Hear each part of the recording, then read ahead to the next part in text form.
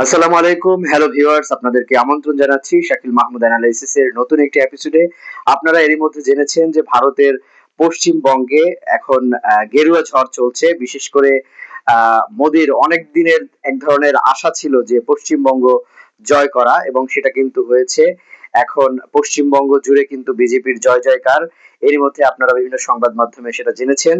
তো আজ আমি শাকিল মাহমুদ অ্যানালাইসিস এ মূলত আপনাদেরকে একটু স্মরণ করিয়ে দিব বেশ কিছু তথ্য, কি কারণে মমতার এই হার, বিশেষ করে সেই 2011 সাল থেকে মমতা ক্ষমতাসীন ছিলেন পশ্চিমবঙ্গে প্রায় দীর্ঘ সময় ধরে, 15-16 বছর, প্রায় দেড় দশক তিনি পশ্চিমবঙ্গের শাসন ক্ষমতায় ছিলেন। হঠাৎ করে কেন তার এই ব্যবচ্ছেদ, এই বিষয় নিয়ে আজকে মূলত আমরা আলোচনা করব। বিশেষ করে যে পশ্চিমবঙ্গের রাজনীতিতে বলা যায় যে একটা বড় চমক, কারণ প্রাথমিক যে ফলাফল এবং বুথ ফেরত জরিপ সব মিলে এমনকি বিজেপিও কিন্তু তারা ধারণা করেছিল যে 185-র বেশি আসন তারা পাবে, কিন্তু সেখানে কিন্তু সেটা 200 ছাড়িয়ে গেছে। তো এই সাফল্যের কারণ কি সেটা নিয়ে একটু অ্যানালাইসিস করতে চাই আজকের আলোচনায়। বিশেষ করে বিজেপি যেটা দাবি করছে, এবং আমরা নরেন্দ্র মোদীর যেটা বক্তব্য শুনলাম, তিনি কিন্তু এই বিশাল জয়ের কৃতিত্ব দিয়েছেন পশ্চিমবঙ্গের নারীদেরকে, এবং তিনি বলেছেন যে নারী ভোটারদের একটি উল্লেখযোগ্য অংশ এবার বিজেপির দিকে ঝুঁকেছে। বিশেষ করে সম্প্রতি নারী সংরক্ষণ বিল নিয়ে কেন্দ্রীয় সরকারের সক্রিয় অবস্থান নারী ভোটারদের মধ্যে ইতিবাচক একটা প্রভাব ফেলেছে বলে মনে করছে বিজেপি, এবং তারা বলছে যে অন্তত 5% নারী ভোট বিজেপির দিকে সরে এসেছে, যেটা আগে তৃণমূলের ভোট ব্যাংক ছিল।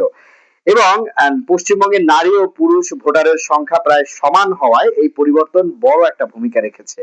এর বাইরে আরেকটা বিষয় এখন যেটা অ্যানালাইসিস চলছে, যেটা সরকারি কর্মচারীরাও কিন্তু বিজেপিকে এক ধরনের সমর্থন দিয়েছেন। বিশেষ করে পশ্চিমবঙ্গের সরকারি কর্মচারীদের একটা অসন্তোষও বিজেপির বড় শক্তি হিসেবে কাজ করেছে। বিশেষ করে ভিএ, পেনশন এবং সপ্তম বেতন কমিশন নিয়ে দীর্ঘদিন ধরে একটা অসন্তোষ ছিল, এবং সেটাকে কিন্তু কাজে লাগিয়েছে পুরোপুরি বিজেপি। বিজেপি ক্ষমতায় আসার পর একটা প্রতিশ্রুতি দিয়েছিল যে তারা পশ্চিমবঙ্গে যদি ক্ষমতায় আসে তাহলে 45 দিনের মধ্যে সপ্তম বেতন কমিশন বাস্তবায়ন করবে। এই বার্তা সরকারি চাকরিজীবী এবং তাদের পরিবারের মাঝে কিন্তু একটা ভালো প্রভাব ফেলেছে। এরপরে কেন্দ্রীয় নানা উন্নয়ন ইস্যু তো আছেই, যেমন মোদী বনাম মমতা এক ধরনের মেটাফোর কিন্তু পশ্চিমবঙ্গের রাজনীতিতে চলমান।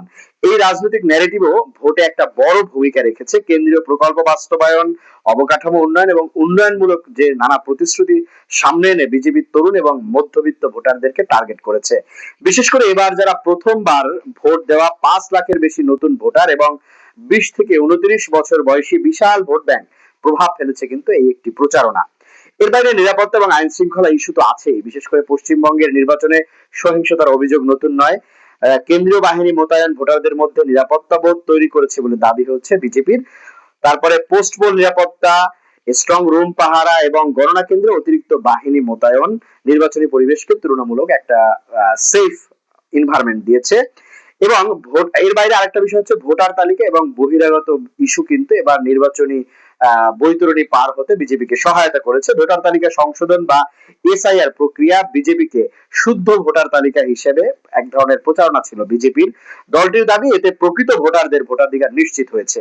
ভোটার তালিকা থেকে বিপুল সংখ্যক নাম বাদ পড়া এবং ভোটের হার পরিবর্তনও রাজনৈতিক আলোচনায় বড় বিষয় হয়ে উঠেছে কিন্তু এবার পশ্চিমবঙ্গে। সব মিলিয়ে বলা যায় যে নারী ভোট, সরকারি কর্মচারীদের সমর্থন, উন্নয়ন ইস্যু, নিরাপত্তা এবং ভোটার তালিকা, এই 5 ফ্যাক্টর কিন্তু এবার বিজেপির জন্য পশ্চিমবঙ্গ জয়কে সহজ করে দিয়েছে।